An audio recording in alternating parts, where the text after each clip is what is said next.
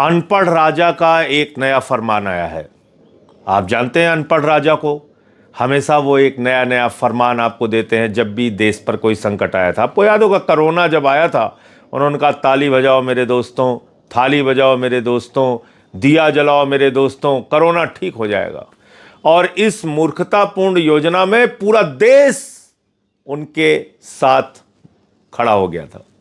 बड़े बड़े पढ़े लिखे लोग, बड़े बड़े स्टार, बड़े बड़े हीरो हीरोइन वो बजा रहे थे ताली थाली, दिया जला रहे थे। इसके पीछे कोई वैज्ञानिक सोच नहीं थी, क्योंकि अनपढ़ राजा ने कहा था, उसका फरमान मानना था।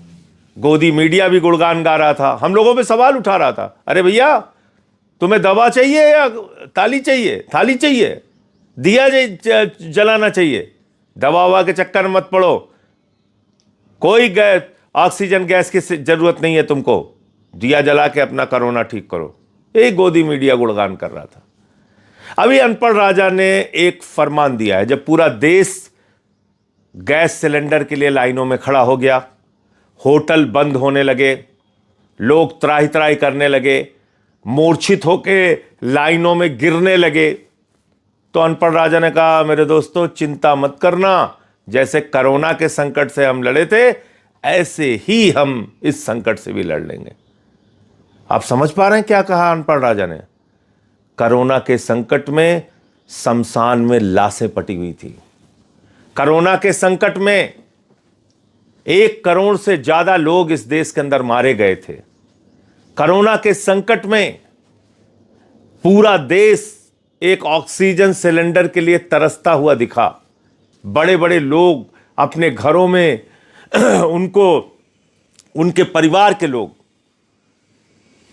सहयोग नहीं कर पा रहे थे।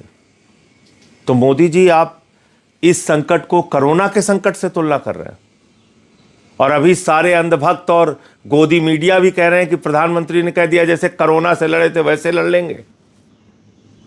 अरे ये संकट एक अलग तरह का संकट है।